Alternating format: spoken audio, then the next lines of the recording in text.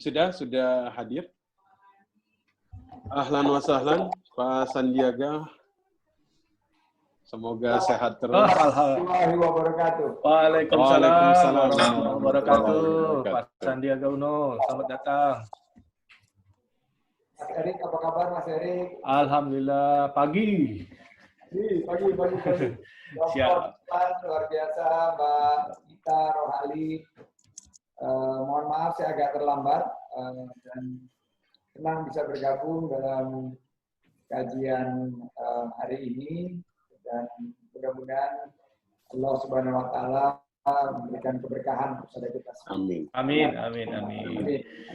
Baik, Bapak Ibu peserta pesantren kilat online, dengan hadirnya Pak Sandiaga ini, maka untuk acara selanjutnya kami akan memberikan kesempatan kepada Ibu Yuanita Rohali untuk dapat memandu pelaksanaan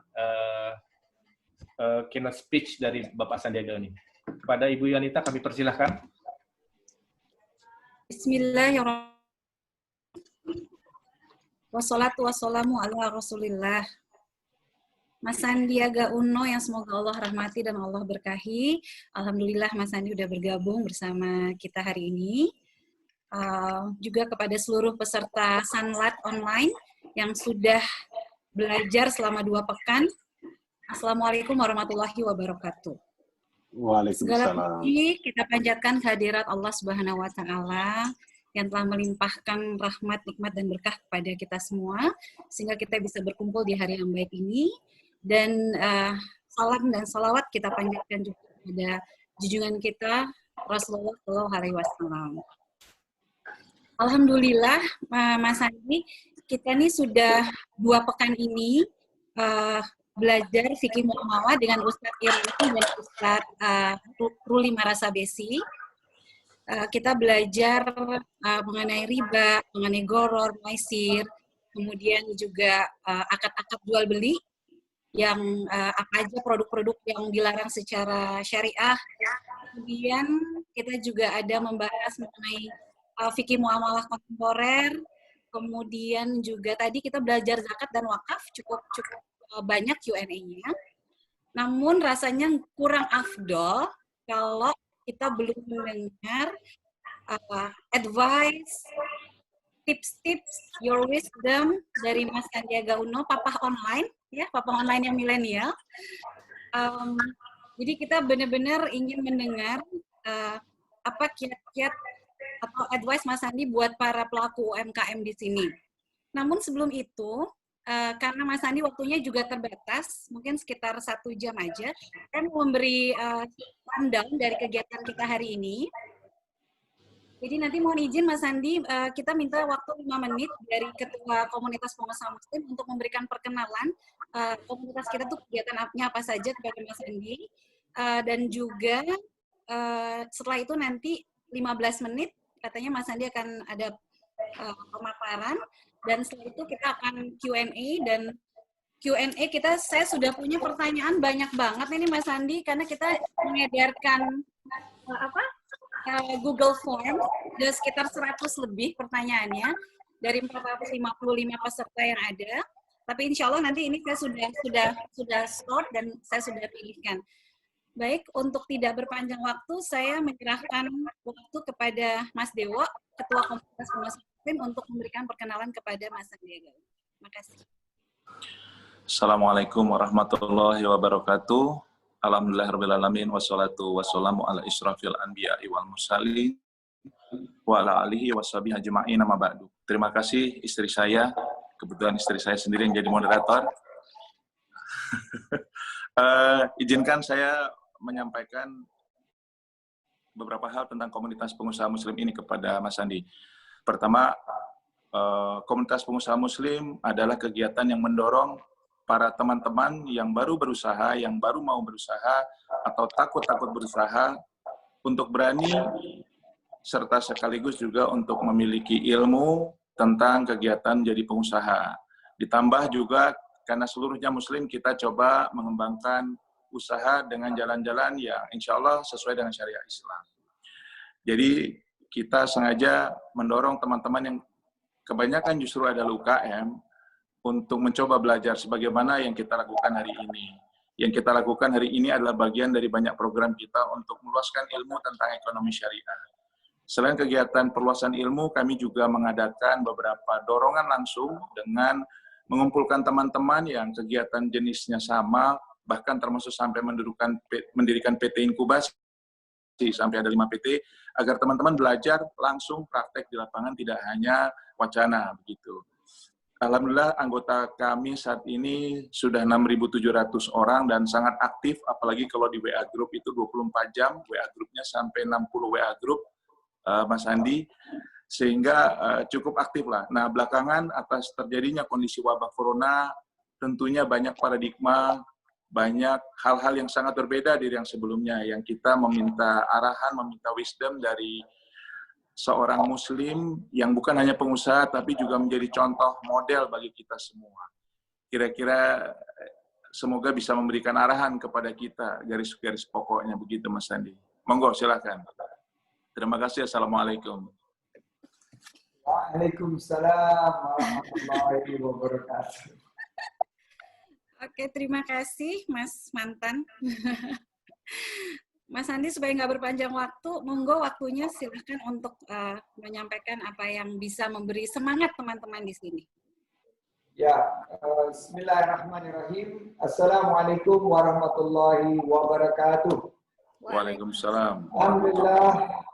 Alhamdulillahirabbil alamin. Wassalatu wassalamu ala asrofil anbiya'i wa mursalin wa ala alihi wa sahbihi ajma'in. Rabbi shrah li sadri wa yassir li amri wa hlul 'uqdatam min lisani yafqahu qawli. Amin. Yang saya hormati Pak Dewo, yang kelihatannya ada dalam satu rumah tapi berbeda ruangan nih. Sama Bu Nita Rohali, kawan lama saya. Yang saya hormati Bapak Erik Sam, yang saya hormati tadi juga ada Pak Ustadz Dr. Ruslan yang sudah memberikan materi tadi, dan ada lebih dari 480 komunitas pengusaha muslim yang bergabung pada acara kajian siang ini. Saya ucapkan tentunya terima kasih kepada panitia yang sudah mengundang bersama Mbak Dita.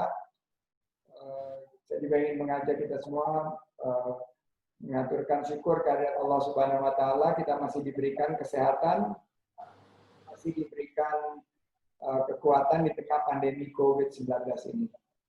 Juga kita ingin mengirimkan doa terbaik kepada saudara-saudara kita yang terdampak COVID-19, baik dari sisi kesehatan maupun ekonominya. Jadi mudah-mudahan mereka diberikan kekuatan dan segera dipulihkan oleh Allah Subhanahu wa taala. Juga saya ingin mengajak kita semua mengirimkan doa terbaik kepada teman-teman di tim medis, tenaga kesehatan, para dokter, perawat, dan semua yang terlibat memerangi COVID-19 di garda depan. Semoga mereka diberikan kesehatan, keselamatan, dan segera kita bangkit di saat sulit, kita segera mampu kalahkan COVID. Hari ini tentunya selawat dan salam pada junjungan kita Nabi besar Muhammad Sallallahu Alaihi Wasallam. Semoga kita bisa mendapat syafaat nanti di yaumil akhir. Mbak Nita undang untuk sharing sedikit. Sebetulnya saya lebih juga ingin pengen belajar. Tapi apa yang kita hadapi sekarang adalah satu realita baru, satu new normal. Bahwa COVID-19 ini sekarang sudah menggeser new normal ini menjadi next normal.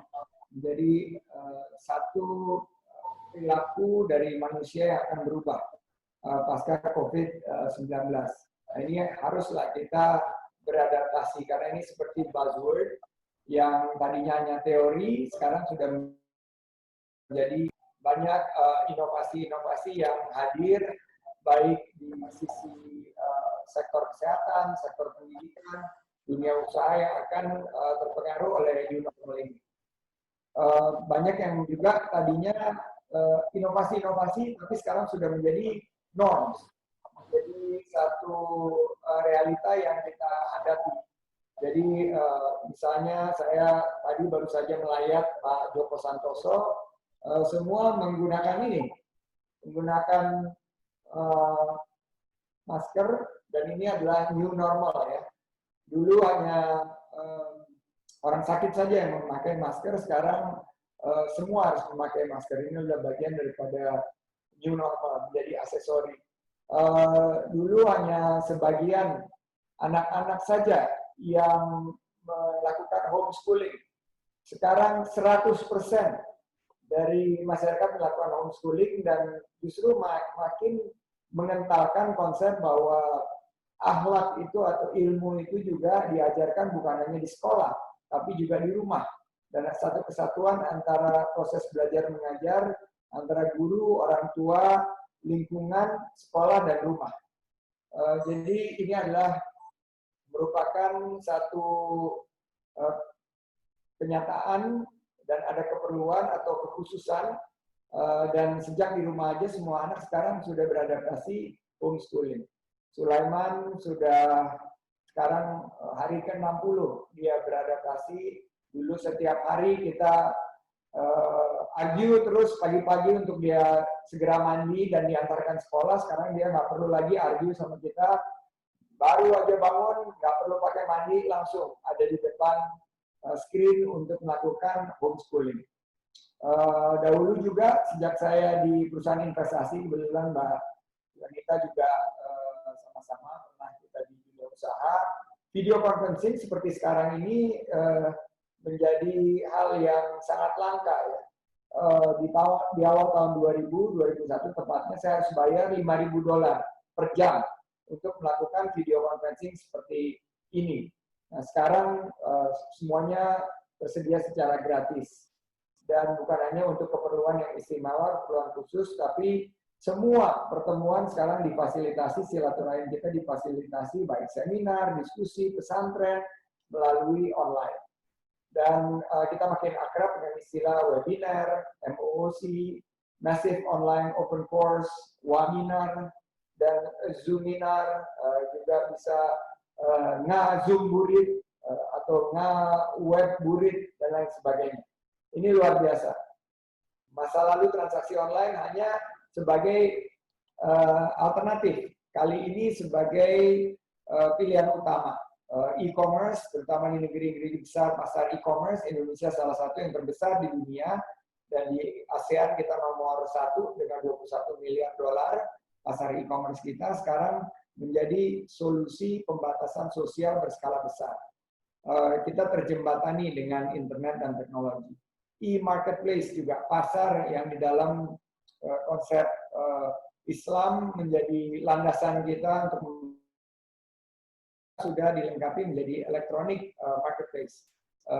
Semuanya bergerak dari tadinya hanya niche market menjadi mainstream market. Dan kembali lagi, kalau lihat posisi Januari 2020 atau Februari 2020, saya masih travel ke Jepang dengan Ustadz Adi Hidayat. Pada saat itu kita tidak pernah terpikir bahwa pasca pandemi ini menjadi arus utama kita. Bahwa nanti kita akan sangat selektif keluar rumah. Kalau tidak terlalu perlu, kita tidak harus keluar rumah. Dan alam populasi akan mengadopsi manusia untuk saling beradaptasi. Dan kita juga mulai beradaptasi untuk lebih bermanfaat. Karena khairun nas anfa'uhum linnas. Bahwa apa yang kita kerjakan sekarang kita mengukur manfaatnya bagi sesama.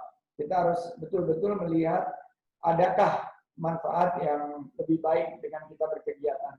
Juga pasca pandemi COVID-19 ini, ekonomi akan bergerak dari ekonomi berbasis keinginan atau want menjadi ekonomi berbasis kebutuhan atau needs. Jadi bahan-bahan pokok, sembako khususnya, harga-harganya banyak emak-emak juga di sini, akan mengalami satu transformasi, sehingga kita pastikan harus kita mandiri pangan, kita bisa menghadirkan harga-harga yang terjangkau. Nah, semua wabah ini akan ada akhirnya. Dan insya Allah badai pasti akan berlalu. Apakah kita sudah di puncak? Belum tahu. Apakah kita lagi mendaki menuju puncak, setelah itu landai dan akhirnya turun? Insya Allah segera. Kita harus tetap disiplin, kita pastikan bahwa kita bisa memutus mata rantai penularan COVID-19. Dan bagian daripada definisi new normal ini juga pemerintahan akan bergerak mengenai kesiapan yang lebih baik untuk memitigasi wabah krisis di masa yang akan datang. Sektor bisnis juga akan pivot, riding the wave, sektor-sektor yang lebih berkelanjutan, lebih sustainable, dan modifikasi kepada hal-hal misalnya cuci tangan. Nah, di dalam Islam diajarkan bahwa kebersihan adalah sebagian daripada iman. Sekarang banyak usaha-usaha yang menghadirkan cairan hand sanitizer. Ini sekarang kita punya pelatihan. Jamu, terutama di dalam Islam ada khasiat khusus. Ini bikin ekstrak kojima, korma, jinten, dan madu. Nah, ini konsumen juga akan menerapkan perilaku baru, bahwa akan ada shifting preference. Juga ada Kongres Pengusaha Muslim ini harus bisa melihat maknanya, karena ada hikmah di balik pandemi ini, yaitu kita akan bisa mendemokratisasi peluang-peluang ke depan. Tatanan ekonomi kita ini akan berubah total, karena usaha-usaha besar akan tergerus, mereka akan terpaksa melakukan efisiensi, dan ini menjadi peluang bagi siapapun dari komunitas pengusaha Muslim di bawah binaan Pak Dewo untuk melakukan satu shifting, preference-nya seperti apa. Saya yakin Pak Dewo, Bu Nita, ke depan bisa mulai mendorong satu pemikiran baru bahwa ke depan harus ada kesadaran kita untuk memproduksi barang-barang atau bahan-bahan dan produk-produk dan jasa-jasa yang betul-betul berbasis needs. Dan kita juga akan mengkonsumsi hal-hal yang sehat, hal-hal yang toib, hal-hal yang baik, karena itulah sebetulnya sebaik-baiknya kita mengkonsumsi. Di sektor pendidikan juga akan ada penerapan physical distancing. Untuk teman-teman yang bergerak di sektor pendidikan, tentunya kelas akan lebih kecil ke depan, akan lebih berkelompok, dan dengan massive online open course ini kita akan membuka akses lebih banyak pendidikan yang bisa terdistribusi kepada masyarakat yang ada di kelas menengah bawah. Sehingga jumlah lulusan S1 juga akan meningkat. Lapangan kerja juga akan berubah, akan tercipta green jobs atau lapangan kerja berbasis sustainable. Dan ekonomi ini akan menarik kalau kita lihat ke depan, banyak peluang-peluang yang mesti kita mulai pelajari, dan kita harus beradaptasi dengan hal-hal yang dibutuhkan dari ekonomi pasca COVID-19. Virtualisasi, ini juga teknologi akan luar biasa berkembangnya, dan saya yakin kalau kita bersiap, kita mampu mengadaptasi bahwa things are just going to be very different from now. Hal-hal akan sangat berubah secara total, dan zaman juga akan benar-benar berubah. Kalau kita tidak berubah, kita akan punah. Saya yakin komunitas pengusaha Muslim di sini siap untuk mengambil peluang ini. Banyak pertanyaan bagaimana kita beradaptasi, nanti itu kita akan jelaskan di sesi tanya-jawab. Saya ucapkan terima kasih kepada Mbak Nita. Saya kembalikan. Wabillahi taufiq wal hidayah. Wassalamualaikum warahmatullahi wabarakatuh.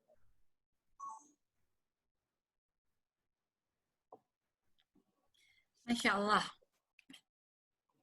Suara saya udah ada? Udah, oke. Terima kasih banyak Mas Andi, jazakallah khair.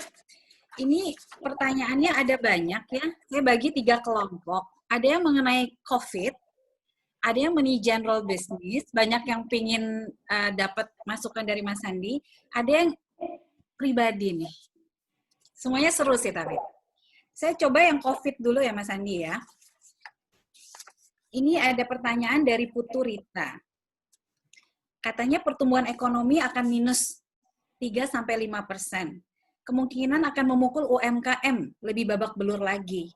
Sedangkan UMKM tetap menjadi jangkar yang membuat perekonomian tetap bisa bergerak walaupun terseok-seok. Bantuan seperti apa yang dapat dilakukan pemerintah atau pengusaha-pengusaha raksasa untuk UMKM agar tidak punah bisnisnya dan malah dapat berjalan terus? Oke, terima kasih Mbak Nita. UMKM itu adalah mayoritas populasi dunia usaha di Indonesia, 99,9%. ekonomi kita didominasi oleh UMKM. 97% dari lapangan pekerjaan itu dikontribusikan oleh sektor UMKM dan lebih dari 60% ekonomi kita adalah sumbangan atau kontribusi dari UMKM. Berarti dari 4 sektor utama ekonomi kita, sektor ekonomi keluarga, sektor UMKM, dan sektor korporasi, tempat kita dulu banyak berkecimpung, Mbak Dita, dan sektor perbankan yang paling harus diutamakan itu adalah sektor ekonomi keluarga dan UMKM. Khususnya UMKM, paket apa yang paling cocok pada saat sekarang? Paket yang paling cocok adalah paket cash is king. Tunai. Para UMKM ini butuh dana tunai itu ibarat cash flow itu ibarat darah bagi tubuh mereka. Jadi mereka harus memiliki akses terhadap dana tunai. Selain itu, mereka juga harus diberikan kelonggaran untuk menunda kewajiban-kewajiban kepada perbankan, kepada leasing, menunda juga kewajiban kemana. Jangan kepada karyawan yang ada di menengah ke bawah, tapi menunda kewajiban misalnya juga untuk pembayaran pajak, juga diberikan kelonggaran-kelonggaran atas cicilan-cicilan pajak, juga diberikan kelonggaran-kelonggaran untuk retribusi-retribusi yang selama ini harus mereka bayar per bulan. Karena UMKM ini sebagai tulang punggung ekonomi Indonesia harus diselamatkan. Saya khawatir kalau paket ini tidak segera dieksekusi dengan cepat, ada kemungkinan kita mengalami permanent damage atau kerusakan yang permanen di sektor UMKM kita. Dan seandainya ini ada permanent damage, kita akan susah untuk bangkit dan pulih kembali. Jadi cash is king. Kita berikan kelonggaran sehingga mereka bisa mendapatkan bantuan dana tunai dari pemerintah. Dan kedua, setelah kita insya Allah akan keluar dari COVID-19 ini, mereka membutuhkan kredit lunak yang kita harapkan bisa mereka akses untuk memulai kembali usaha mereka. Karena sekarang ini uang mereka sudah habis untuk bertahan hidup. Seandainya harus memulai lagi, mereka harus beli inventory, harus menyiapkan produk-produknya atau jasa-jasanya, mereka memerlukan kredit atau dana tambahan yang bisa menjadi modal kerja mereka memulai kembali aktivitas ekonomi mereka. Demikian Mbak Dita. Oke, nah terus jadi berlanjut ini Mas Andi, ada pertanyaan dari Keisha Dinya Solihati. Bagaimana pandangan Mas Andi terkait kebijakan stimulus fiskal yang ada untuk UMKM? Apakah sudah mencukupi dan efektif? Lalu apakah UMKM itu sudah terinformasikan gitu mengenai stimulus-stimulus ini? Belum terinformasikan. Perlu sosialisasi. Dari 3 paket yang sudah diluncurkan pemerintah, paket terakhir 405 triliun itu ada komponen yang untuk difokuskan UMKM. Ada juga yang fokus untuk jaring pengaman sosial, ada yang juga fokus untuk sektor kesehatan. Untuk yang UMKM belum tereksekusi secara merata dan luas, hanya terfokus kepada keringanan-keringanan yang belum terlalu dirasakan oleh UMKM, misalnya keringanan pajak untuk tidak mencicil pajak. Ini sangat-sangat tidak sesuai dengan apa yang kenyataan yang ada di lapangan. Karena kalau UMKM, saya bicara sama beberapa pengusaha yang omsetnya itu turun drastis, bisa sampai 70-80% turunnya. Di sektor yang sebetulnya tidak terlalu terdampak, tapi mengalami penurunan yang maha hebat, dahsyat. Nah, karena kalau mereka beroperasi normal dengan omset yang turun 70%, berarti mereka mantap, makan tabungan. Nah, ini berarti mereka belum mendapatkan paket kebijakan yang sudah didorong oleh pemerintah. Ini butuh eksekusi yang cepat, butuh gerak cepat, gercep dari birokrasi, dan ini yang juga saya bantu melalui Relawan Indonesia Bersatu, di mana kita mendata anggota masyarakat yang belum, UMKM yang belum mendapatkan kebijakan yang tepat. Sehingga ini nanti akan kita koordinasikan dengan dunia usaha, dengan pemerintah, dan semua pengambil kebijakan supaya mereka bisa tersentuh langkah yang cepat untuk pemilihan ekonomi mereka. Baik, oke. Terima kasih. Nah, ini juga banyak pertanyaan, tapi rasanya sih sudah dijelaskan Mas Sandi ya, seperti misalnya bisnis apa yang cocok di masa pandemik ini. Kemudian bisnis apa yang gampang nyari untung setelah pandemik selesai. Itu basically bisnis-bisnis yang related tuh, yang tadi basic needs, kesehatan, makanan, seperti itu ya, yang lebih basic banget. IT, Oke. jamu, layanan promotif preventif terhadap kesehatan, orang akan lebih banyak berolahraga, kebersihan, karena kita juga diajarkan kan kebersihan sebagian dari iman, luar biasa nanti permintaan terhadap personal hygiene akan sangat tinggi. Ya tentunya APD, cairan disinfektan akan meningkat. Work from home ini juga mengakibatkan kita banyak melakukan modifikasi dari ruang kerja di rumah, jadi bagaimana membuat kita nyaman, tempat duduk yang tidak membuat kita pegal, karena kita banyak duduk dan banyak tiba-tiba ugal-ugalan ini jadwal kita gitu, tiap jam ada pertemuan gitu, dan berarti webcam, IT, wifi banyak diperlukan, cyber security akan sangat meningkat karena data-data kita semua ada di internet, bagaimana kita menjaga privasi daripada data-data kita. Olahraga di rumah akan sangat banyak, dumbbell meningkat permintaannya, makanan-makanan sehat, bernutrisi, urban farming, terutama di backyard farming kita, itu akan meningkat. Saya baru kelar bicara dengan Reza Abdul Jabbar di New Zealand, kita bicara mengenai bagaimana menghadirkan ketahanan pangan.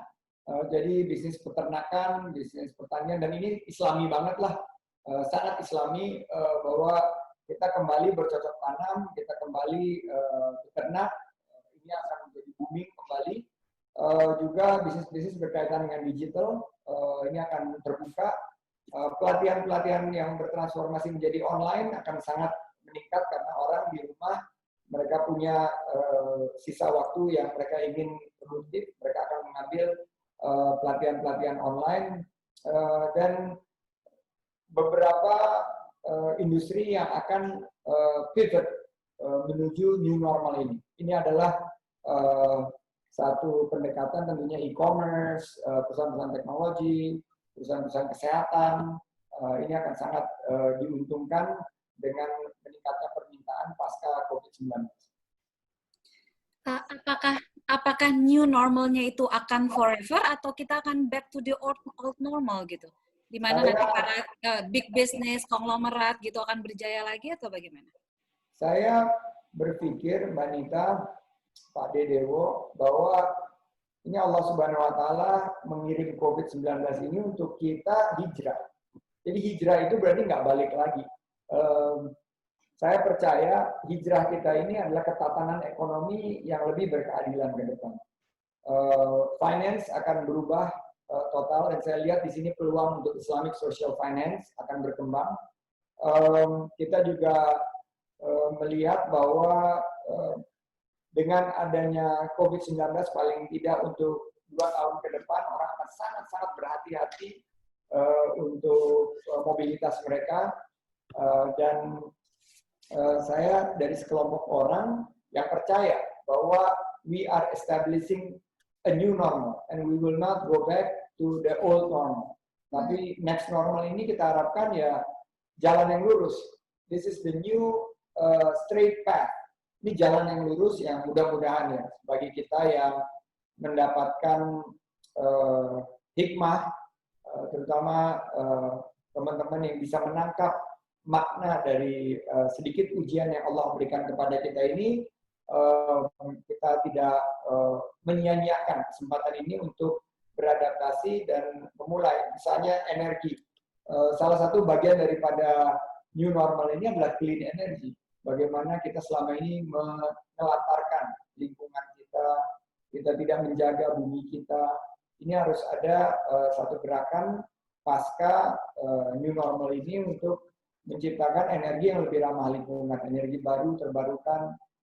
Dan kalau kita di Jakarta, alhamdulillah sekarang langit terasa biru, air quality-nya bagus, ini perlu kita syukuri, dan ini harusnya menjadikan satu kesadaran bagi kita sebagai pengusaha memulai hal-hal yang lebih ramah lingkungan, lebih memiliki konsep keadilan dan keberlanjutan. Ekonomi syariah, saya rasa ini salah satu yang akan dilirik ya. Karena ternyata apa yang terjadi dengan COVID-19 ini, sistem yang sekarang dibangun memberikan satu konsentrasi yang luar biasa. Capital itu dikuasai oleh sekelompok yang sangat kecil.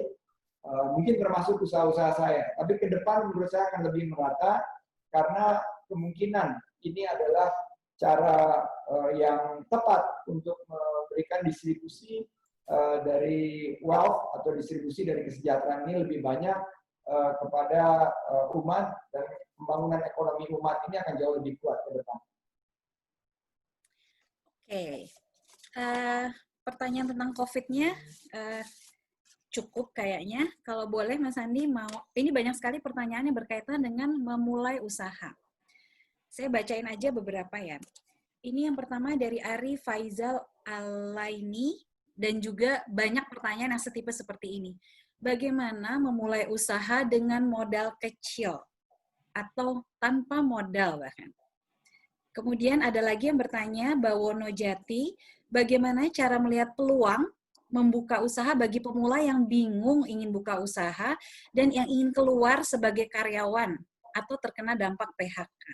Gimana tuh Mas Andi? Ya, pertama-tama saya ini juga korban PHK. Tahun 97 saya di PHK, kehilangan pekerjaan, dan krisis itu tadinya saya menganggap itu musibah kalau saya di PHK. Tapi ternyata Allah mengirimkan hikmah kepada saya untuk saya berubah profesi, mengubah kuadran hidup saya dari tadinya pegawai kantoran menjadi pengusaha kecil-kecilan, usaha konsultan keuangan.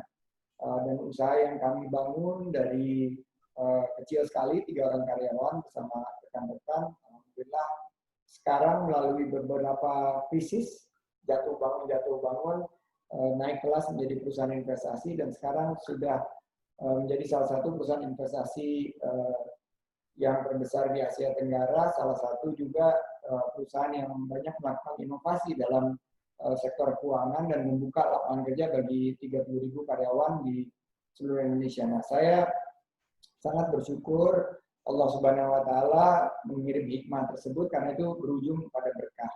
Dan buat teman-teman yang di PHK, barusan bicara sama Rosani sebelum ngomong sama Nita, bahwa jumlah daripada yang di PHK itu akan menembus angka 5 juta.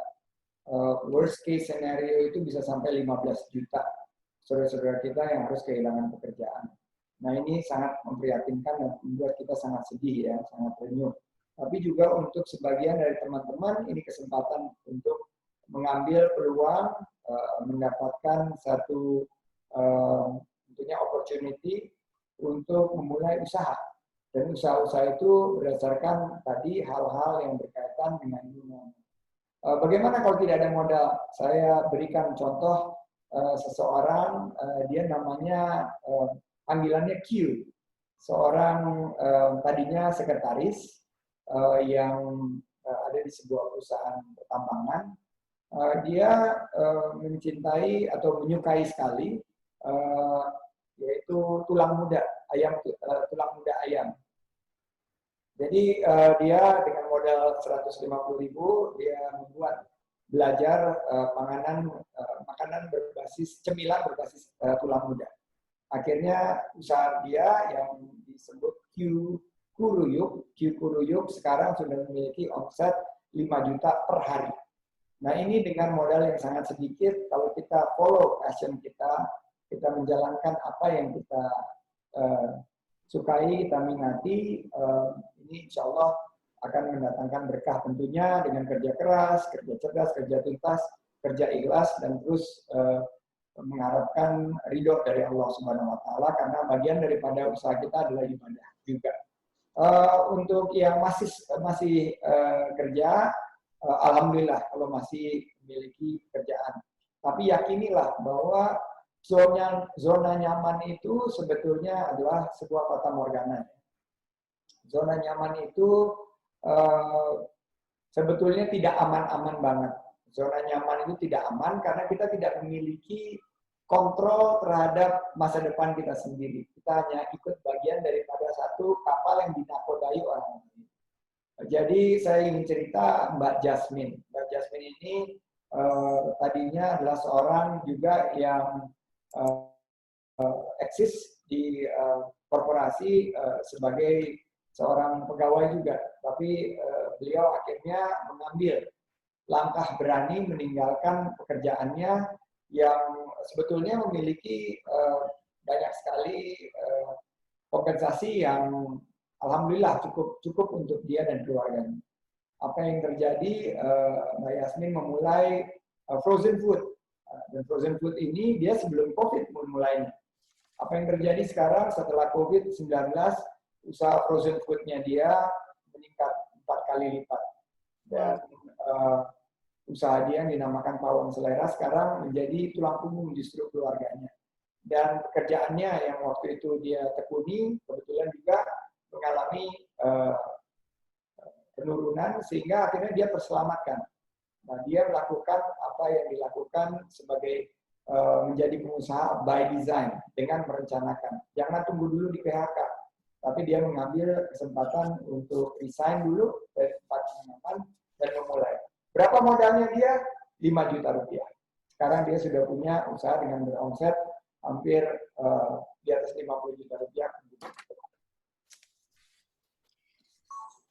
Oke, ini ada pertanyaan mengenai personal. Hal positif apa yang Bang Sandi lakukan sehingga mengantarkan Bapak kepada kesuksesan sekarang ini? Saya kembali ke tahun 97-98 ya, kalau saya flashback. Saya selalu percaya bahwa doa orang tua, ridho orang tua itu, ya ridho Allah itu ridho orang tua.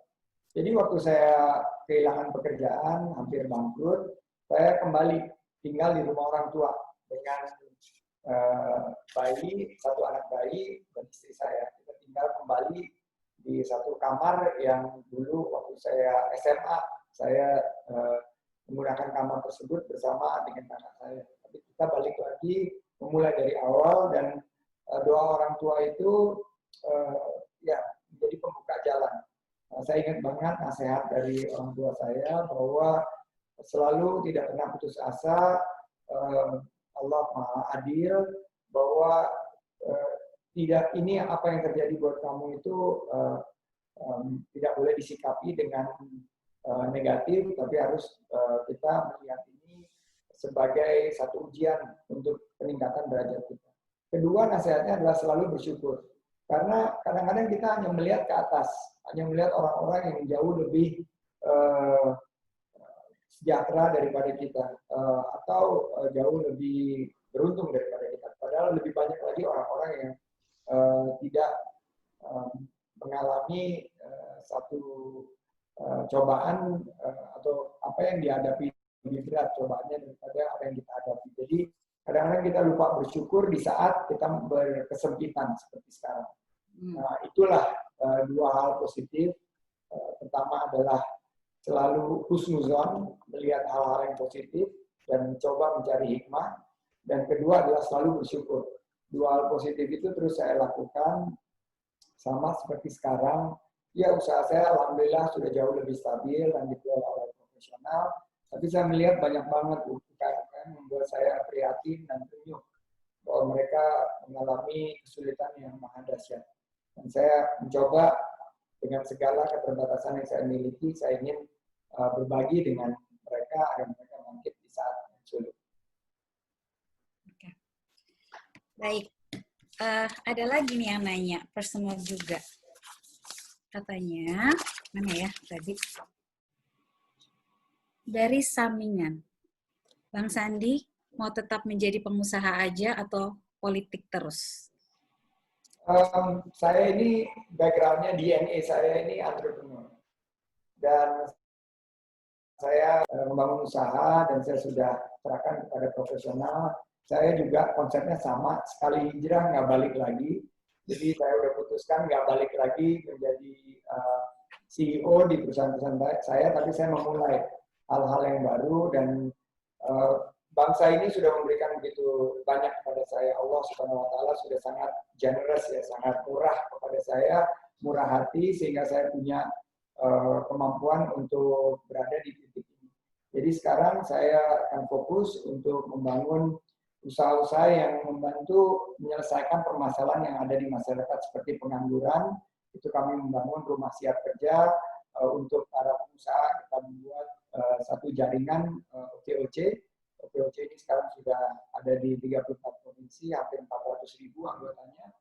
Dan ada Bank Infak, ini juga besutan kami yang baru bersama rekan-rekan, sudah ada 44 cabang Bank Infak, akan ada membuka cabang di tengah-tengah COVID ini ada 3 lagi Bank Infak ini untuk memobilisasi dana infak secara profesional, membantu pengentasan kemiskinan dan melawan dominasi daripada pinjol dan pinjaman-pinjaman berbasis riba yang sekarang merebak dan menekan kehidupan, terutama kehidupan masyarakat yang ada di kelas ekonomi terbawah. Jadi itu, dan saya ada juga gerakan relawan Indonesia Bersatu, relawan daripada relawan siaga untuk membantu kita semua keluar dari COVID-19. Politik ini saya belajar ya Mbak Nita, politik ini ada siklusnya. Dan saya serahkan semuanya kepada Allah. Saya yakin saya nggak terlalu banyak bisa mengatur di politik. Karena politik ini saya bukan pemilik partai, saya ini adalah seorang profesional yang direkrut oleh Pak Prabowo waktu itu untuk Pilgub DKI dan bergabung dengan partai binaan beliau. Saya akan kembali ke akar saya, yaitu sebagai entrepreneur, dan saya akan pastikan seandainya nanti siklus politik kembali dan seandainya ada keterpanggilan dan Allah mengarahkan saya untuk kembali aktif di politik, tentunya itu merupakan adalah jalan yang saya yakini semuanya murni adalah kehendak dari yang Maha Kuasa. Karena kita kalau mau di politik, saya bukan di pemerintahan, saya nggak menjabat sekarang, saya juga bukan anggota DPR. Berpolitik itu kan tentunya harus ada kendaraannya, dan kendaraannya itu ya partai politik. Saya sebetulnya juga tidak aktif di partai, jadi bagi saya sekarang apa yang saya bisa lakukan sebagai ya tentunya menjalankan hadis Rasulullah SAW, khairun nas anfa'uhum linnas. Saya ingin kehadiran saya itu memberikan manfaat bagi umat, bagi sesama. Masya Allah, tabarakallah.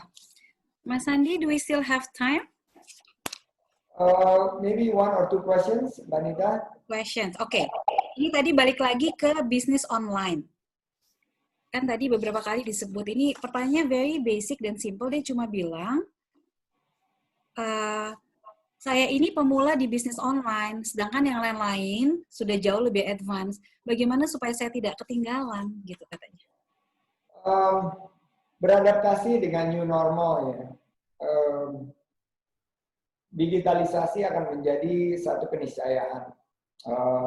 Ini juga bagian daripada menurut saya rencana Allah Subhanahu Wa Taala untuk mengakselerasi transformasi kita masuk ke era industri 4.0. Sekarang bukan hanya penjualan yang harus melalui online, tapi juga semua aspek dari proses usaha kita, marketingnya, perencanaannya, semua harus menggunakan kekuatan teknologi dan digital. Jika seandainya kita belum memulai, jangan takut.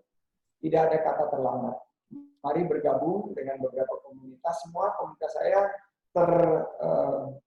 teradopsi praktek-praktek yang menggunakan basis digital. Jadi kita sebetulnya ini adalah rencana besar dari Yang Maha Kuasa secara bukan by ini ya, bukan by planning tapi by accident kita harus mengadopsi digital dan online ini. Dan saya yakin tidak ada kata terlambat. Mari silakan bergabung. Tadi ada pertanyaan dari Mbak Ima di Banten nih, di kolom chat yang tadinya di disable oleh Cipta, bahwa apakah saya merumahkan pegawai? Pasti harus merumahkan, tapi kami alhamdulillah belum mem-PHK. Karena merumahkan itu adalah bagian dari satu keharusan karena ada peraturan pemerintah PSBB dan ada kekhususan untuk social distancing dan physical distancing. Tapi saya akan berjuang sampai titik darah terakhir supaya usaha saya tidak mem-PHK-kan karyawan, karena usaha-usasaha ini adalah ya saya pernah mengalami di PHK dan saya tahu betul beratnya di PHK itu. Mudah-mudahan ini cobaan bagi kita. Dan untuk pengusaha muslim, ya ini kesempatan juga, ini ada pertanyaan menarik dari Mas Awaludin Gumbiran. Ya kalau seluruh UMKM 60 juta itu semua transfer kepada bank syariah, ya kuatlah bank syariahnya. Tapi per hari ini dari pengusaha muslim yang 85% sebagai total pengusaha muslim yang ada di UMKM baru kurang dari 10% yang menggunakan fasilitas bank syariah. Jadi ini salah satu kesempatan juga kita untuk hijrah. Saya yakin ini terbuka peluang kita untuk mengadopsi lebih banyak persentase ekonomi syariah dalam ekonomi kita. Bang Sandi, mohon izin pertanyaan ini dari saya. Bang Sandi udah ngalamin krisis 98, kemudian 2009, 2008, 2009, kemudian sekarang tahun 2020. Menurut Mas Sandi, mana yang paling berat untuk dilalui dan yang lebih banyak konsekuensinya? Ini, krisis kali ini 2020, karena 97-98 tidak ada krisis kesehatan. Kita nggak perlu berhadapan dengan musuh yang tidak terlihat, musuh yang bergerak sangat cepat dan membunuh siapapun yang dihadapi. Jadi kalau ada konsep berdamai dengan virus COVID-19 saya nggak ngerti, karena pasti COVID-19 nggak akan mau berdamai sama siapapun. Jika COVID-19 itu menjangkiti kita, pasti kita akan terancam kesehatan. Mungkin yang tepat itu adalah berdamai dengan keadaan, berdamai dengan new normal. Dan di tahun 97-98 ini UKM yang bangkit berkembang menjadi penyelamat ekonomi kita. Kali ini 2020 UMKM adalah sektor yang pertama terpukul dengan pembatasan sosial, dengan minimnya mobilitas. UMKM ini langsung kena pukul, knockdown di ronde pertama. Jadi berat sekali krisis kali ini, dan ya kita yakin kita bisa melampaui badai ini. Badai pasti berlalu, tapi kita harus bersatu padu. Kita jangan sampai ada agenda-agenda lain, ada diskursus-diskursus yang tidak terlalu substansial. Kita fokuskan usaha kita, sumber daya kita untuk mengalahkan COVID-19 ini. Oke. Terima kasih atas advice, tips, dan wisdom-nya Mas Sandi. Sebelum saya tutup, mungkin Mas Sandi bisa ngasih closing remarks. Maybe you can give like 3 kata yang bisa kita pegang, yang bisa kita ingat selalu. Mungkin Mas Sandi?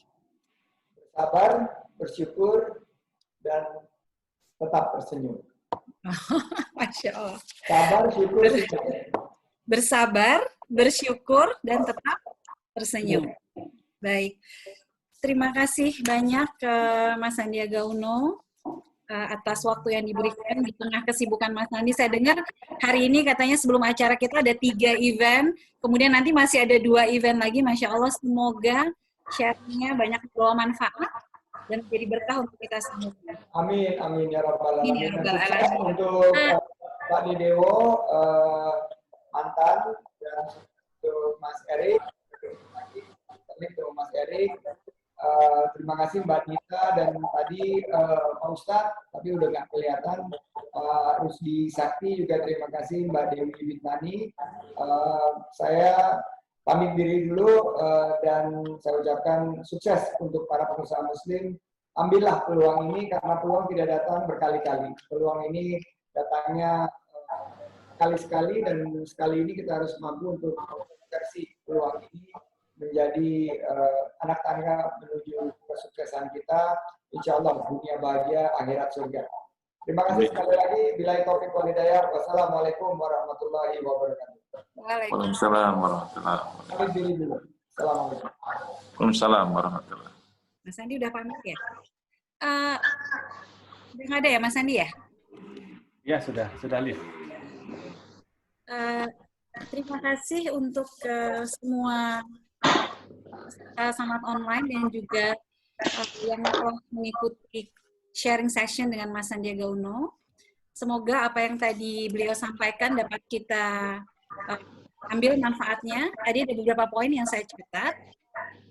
Kedepannya kita akan fokus kepada ekonomi berbasis needs dan bukan wants.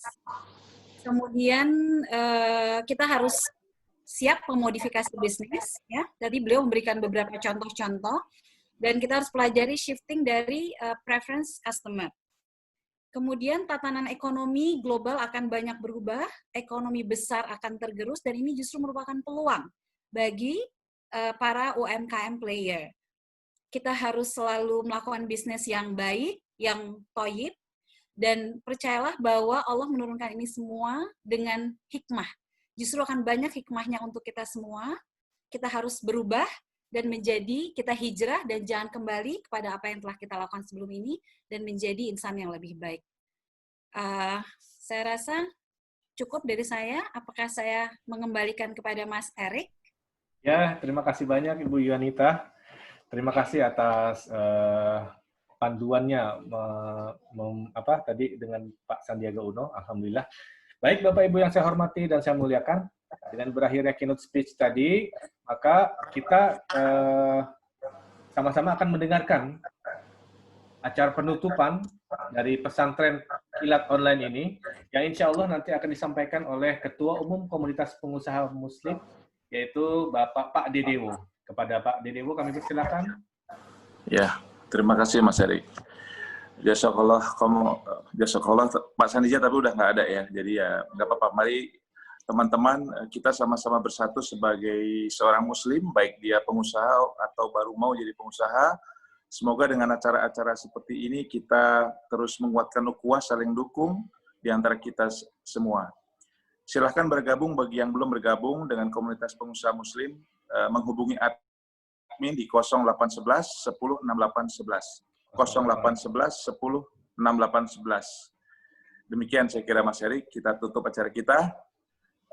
Jazakumullah khairan, barakallahu fikum. Assalamualaikum warahmatullahi wabarakatuh. Waalaikumsalam warahmatullahi wabarakatuh. Mohon maaf, nomornya bisa diulang, Pak.